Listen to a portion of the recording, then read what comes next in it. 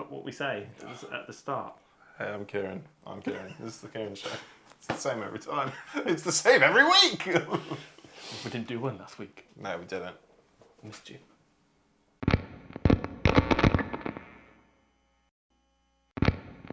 Hello and welcome to another episode of the Kieran Show. We're back after our 24-hour episode, which was... A mammoth. Yeah, that was colossal. So this week is going to be quite a tame one. Have you had a good week? I haven't seen you in forever. Yeah, we haven't seen each other this week because we recorded the big one. The big one on the... Over a week ago. At the time of this, 2 weeks ago. What have you been up to? Living your life? Well, I've been doing what we're going to talk about today. Oh, damn. Which is World Eaters. Yeah, because as we hinted on the last episode, the World Eaters are here, and they are here in a big way, especially for you. Yes, I've built many of them. They are behind your manly shoulders, are blocking the way. There are so many World Eaters behind me. But what we're talking about today is specifically your first Kitbash. Yeah, baby's first Kitbash. As you'll have gotten from the video title, I'm not entirely happy with it. I think it's nuts. I think that's nuts. But yeah, there'll be plenty of lovely footage of me cutting up. For sure. Money's worth of miniatures. Well, tell everybody what you cut up and why you cut it up. So, I don't like the standard Kharn the Betrayer pose. He's very Kharn the ballet dancer. Yeah. Half dabbing. Dabbing his way across. So I wanted to give him more of a pose that fitted his personality. Okay, and what is that personality? Screaming at everybody and killing everything. Nice. And taunting everything. So I initially went with a bellowing pose that had his arms like that, but he turned into what my girlfriend described as Bowser doing a poo. Yeah, it was pretty like Khan on the potty. Yeah, and because I wanted to use his original chest, just to try and use as much as the original bits of him as possible, but it didn't really work because he leans over slightly on his chest. So trying to prop him back up, you'll see the photo now, but he was green stuff man. His whole midriff was just green stuff. When you sent me that picture, luckily I think you'd advanced a few steps further at that point, but when you sent me the green stuff man picture, I was like, oh god, what have you done? No, undo it all, put it all apart. Yeah, stop it now. But honestly, mate, I think you've nailed it. I think we had a little FaceTime call a little bit earlier. We chatted Kitbashes and all the rest of it. But yeah, I think he looks really, really cool. And I stand with you on the old model. The way he's sort of there on screen. There he is. Oh, no product focus today sometimes. Nope. Yeah, I think the old model is fine. It's got a lot. The one detail that I'm really annoyed that I wasn't able to incorporate was his skull belt. But again, that's kind of blended in with his weird ballet dancing moves. Yeah. It's so monopose, and I think the tricky thing is, especially with Warhammer characters when they are monopose, to turn them into something new is very hard. And I think for your first Kitbash, mate, it was a tall order. I think I probably should have gone with something a bit more simple. What did I say a few weeks ago? If it doesn't scare you, it's not worth it. Well, it did scare me. I think there was many points last night where I was like, no, what is a Warhammer? I don't want to do Warhammer anymore. Someone put my miniature back together because I don't like it. All I want now is to see it painted, though. Yeah, so he's primed, as you'll have seen from pictures. But yeah, so I've used an 8-bound body, 8-bound legs. You'll see me cutting up an 8-bound over this, but. Yeah, so he's got 8-bound legs, he's got an 8-bound chest. Why did you want to choose the 8-bound and not something else like another Berserker? But I initially thought that the scale of them would work better because obviously he's supposed to be massively juiced up, as you can tell from his raging bicep. And the 8-bound kit is really cool, and it looked a bit better for posing. Yeah, just stood up.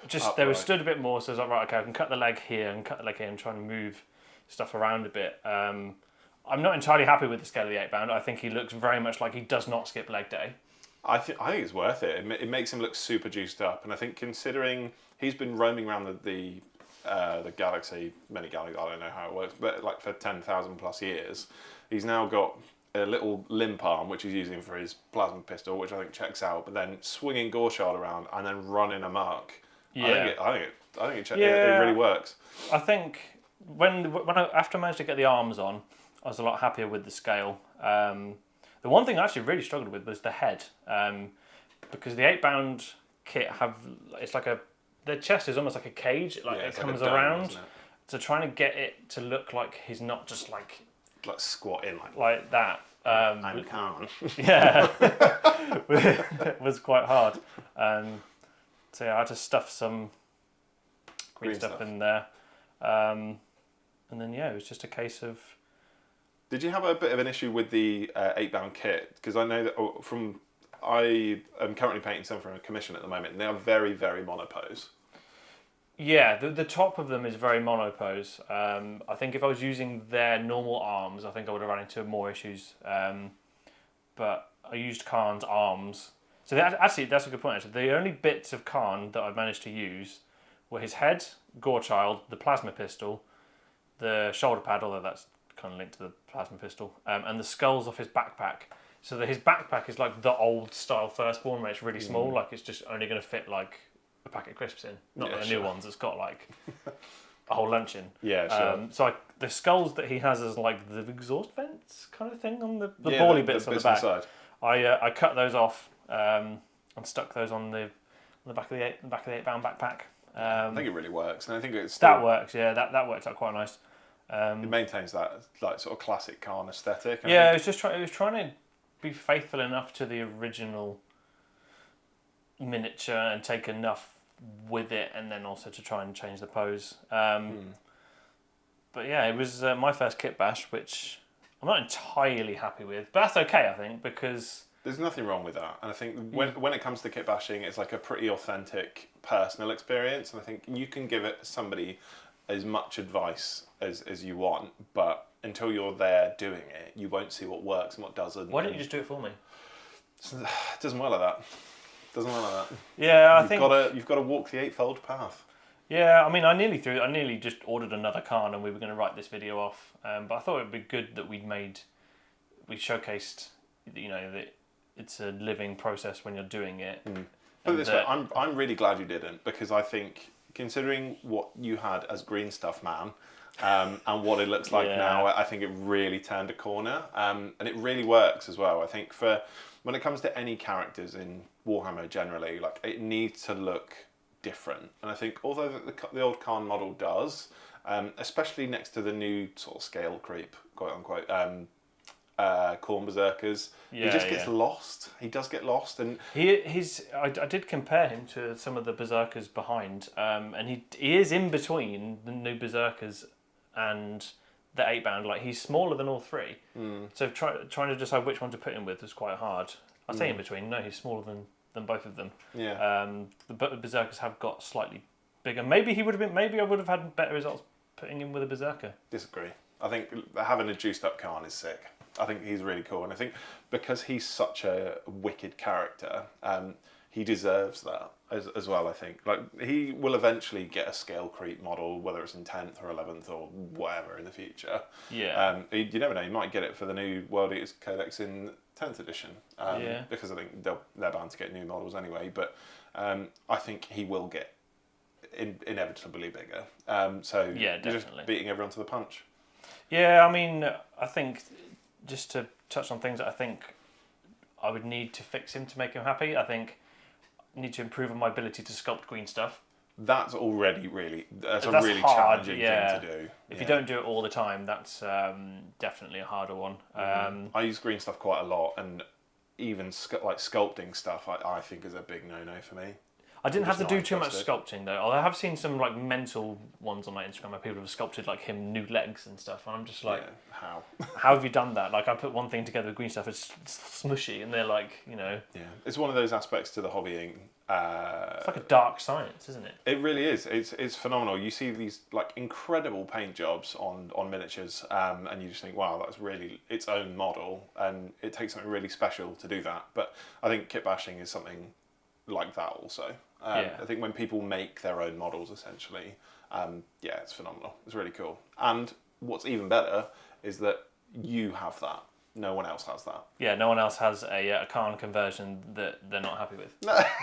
They all like theirs. No, stop downplaying it. It'll be really cool when it's painted. When I primed him earlier, and that did help to like, obviously when you can see just all the green stuff every like, oh my god, what is this mess? So covering up the green stuff with primer has helped. I'll give him a Zenithal tomorrow. You'll see him Zenithal because we'll put it in the video. Do you think now that he's built, you're encouraged or maybe disheartened to an extent to do it again? In between, so the crazy Lord Discordant. I mean, I can't use it in the Wild Exam really, but I was tempted to do. My original plan for him, if I could run it in the Wild Exam, was I was going to get a Bloodthirster, and I was going to use the Bloodthirster's head for the head of the Lord Disco, and then have like one of the arms. After just cutting off just Kharn's arm, probably going to give that one a miss. To be fair, like it would look really cool, but I can't run it as well. People are mad at Lord Disco's not being in the World Eaters Codex, and I think a lot of units did get missed out, which I think is fine. But I think if you're playing with, like for example, if we were to play and you'd be like, "Can I play a Lord Disco?" Yeah, I wouldn't care. And knowing that it's going to have a Bloodthirster's arm, if anything, I'd encourage it. Yeah, I was going to like have him like on a rock, so like the one claw is there, and then the Bloodthirster's face. That was depending on the scout. I'd have to. You'd have to get a Bloodthirster as well. Yeah, I mean, I'd like a Bloodthirster anyway, just to paint. But he'd be armless. Yeah, so my plan was, okay, I'll buy a Bloodthirster, and if it doesn't work, then I'll just have a Bloodthirster to paint, so I wouldn't mind painting one anyway. I wouldn't mind painting like one of all of the Greater Demons, that'd be quite fun. Yeah, I'm finding that with Primarchs actually at the moment. So out of Demon Primarchs, I've painted Mortarion, I'm just about to start painting Angron. I've then got Magnus now built as well today. I just need a Fulgrim, and then we're in. But yeah, it's something nice about painting the sets. I really like those Slanesh demons as well, actually. Yeah. They're very cool. They're very cool. So it's Lord Disco next. No, they might not cut on the edge. I haven't actually got another Kitbash in mind. I think I need to emotionally recover from the roller coaster of last night of hating everything I'd done. It's a process, though. It is a process. But we thought it'd be good to show all of you lovely people that it doesn't all. You see these crazy sculpted ones that they look like people have just made their own miniatures out of green stuff. It doesn't always. There've been many points where they've done a model and they've hated it. I mean, when you did the Lord Discordant, you hated the model for 99% of the time, didn't you? Yeah, it really was. It is definitely an emotional journey, but it's really important to know to start small. I think with a Kharn model especially, you're not investing a great ton of money. No, it's not like it's the Lord Discordant and a Bloodthirster. Yeah, it's definitely not that. Oh my goodness. I remember when I did my Lord Disco, obviously it's just like a Disco Lord kit, so I didn't spend tons of money on it, but it's the fact that you could ruin it. It's the fact that it could be unplayable. I think that's that sort of constant worry and mindset, but when it's done and when you paint it, like, it's so rewarding, and you're really glad you did it. And I think you will feel like that after you've done this. Well, I've got to get some paint on all of the World Eaters anyway. Is it what you're going to start with? All of them are going to get red. So I'll just get the airbrush out and just do them all red. And then what I'll probably do is I'll do 5 Berserkers as like the first iteration, just to get everything ironed out. That tester. Yeah, although I'm pretty confident in my scheme already because it's red. I find red quite easy to paint, and red is I find really easy to fix. Like Mephiston red is still a brilliant base colour. Yeah, sure. Like if you do make a mistake, it's not like crazy amount of layers to go back over the top. Sure. But yeah, I'm sure they'll appear in a video, and if not, they'll be all over Instagram. Oh, just a shameless plug, go check out my Angron base. Yes, wow, there is a lot of skulls. How many? In fact, I'll put an overlay in the video, but there's 368 skulls that are glued to that. How many boxes did you get through? 1 whole box of the Games Workshop skull box, and then I didn't want to buy any more boxes, so I went on eBay and some guy had split the box. Nice. And I got just the two sets of skulls that I needed, because there's 96 of each of those skulls. One of them's got the jaw, one was without the jaw. But yeah, that was a lot of fun, and I'm really happy with it. I think if that hadn't worked and this hadn't worked, I think I might be abandoning Warhammer. So, you know what, I'm done. I think consider your Angron is literally on the skull throne. He looks sick. Yeah, I'm looking forward to painting. I think he'll probably be the last one I paint out of all of them, which is a little bit sad, because he's just going to sit. I like that though. When you've got like a prize piece, like you need to go through. It's like a rite of passage, isn't it? If you start with the best thing, it's just chaff left. It's not fun. Yeah, but yeah, just remember when you're doing all of your kit bashes, it's okay if they don't work. Use it as a learning experience. Try again. And just because it might look a little bit naff, wait till your final decision. Prime it before deciding to throw away. That was the one that made me go, okay, this isn't as. I still don't like it. I still think it's a bad Kitbash by my standard. By my standards, that makes it sound like I'm pro. By the standards, that's fine. I'm judging it against other ones I've seen, but then it ties all the colours together as well. I think when there's a mixture of plastic kits and then also green stuff and chains or whatever, it looks horrid. It looks minging. It really does look minging, and I take it's quite difficult to make that look good. But when it's all one colour, it actually looks like a model, which is good. Yeah. But yeah. This is a short video by our standards. It's definitely, especially recently. Especially after the 24-hour challenge. We need to do a few shorter videos. Obviously, we're keeping you lovely people. For sure. And there's going to be a lot more stuff from World Eaters coming as well. Well, you've got a brand new army to play with. So, yeah, we're going to see those in the boarding actions scene soon, I imagine. Well, we've got to get the narrative underway. Oh, boy. Which reminds me, how is your narrative team coming along? They are built, based. Nice. The first colour is down, and the first set of shade is down, and their bases are all ready to go. We've got loads and loads of Necromunda bases. Yeah. How are the Night Lords coming? They're good. I've got some Terminators and a HQ to build, but other than that, everything is built. Not everything is primed. I'm trying to kitbash every single model. To be fair, like something like you've got the bits of skin sticking out. They look very Night Lords. They're like they all look like I'm Batman's. Yeah, it's very gnarly. It's very grim. But yeah, they're a wicked little. To be fair, I think just because of how dark and desperate and really gross they are, I'm really enjoying it. It's a bit sadistic. I was gonna say, you're right. Are you putting on like naughties like Papa Roach and stuff while you're doing it? Yeah. Cut my Night Lords into pieces. Just writing this is my plastic fork. Writing "No girls allowed" on the door. Yeah, it's pretty. Yeah, it's pretty emo. I'll be honest. I've well and truly joined. They are the emo boys. I've rejoined the Black Parade and I'm in. I didn't like that song even when it first came out. I wasn't a big MCR fan, but I was not a Black Parade fan. I know you clearly were. I love that song. Yeah. To be fair, when Black Parade came out, that was when I was heavy in. This is a really this is a real tangent. I was heavy into like proper metal, like Slipknot, and that makes sense. Obviously you remember me in school with my hair. I do. Yeah, your shaggy haircut. I was a sight, believe me. My blue Slipknot t-shirt on and my hair over my eyes. Blue Superman t-shirt. Wow. Yeah. Wow. That feels like a really solid place to leave it. And I'm going to leave it there in the depths of my memory. But yeah. Thank you so much for joining us for another episode of The Kieran Show. If you are interested in kitbashing, let us know what you thought of Kieran's kitbash as well. For a first ever attempt, we're really, to be fair, really curious to hear what you think. Yeah, again, any pointers are welcome. Obviously, nice pointers don't hurt me. Be really scathing. Say it's rubbish. It's rubbish. The original model's better. Why have you done this? But yeah, thank you so much. As always, give us a like and a subscribe. We'll see you next time. Catch you next time. See you later. See ya. Action. Hello, and we are back. Welcome to another episode of the episode. Sean Connery already nailed it.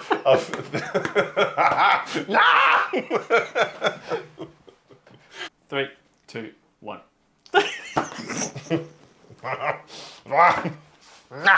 You and your Sean Connery episode. Welcome to another episode of the Kieran Show. What do you think? I concur. You need to give me more than that so I can test your audio level. I don't think it was anything like Inside Out. I think that's a film about emotions and the raw... I'm pretty sure Kharn is an emotion, though. No, I disagree. I don't know, I wake up... Kharn was an emotion, he'd be depression and daddy issues. I definitely wake up feeling like Kharn then. I am Kharn, it turns out. Betrayer. Hacha!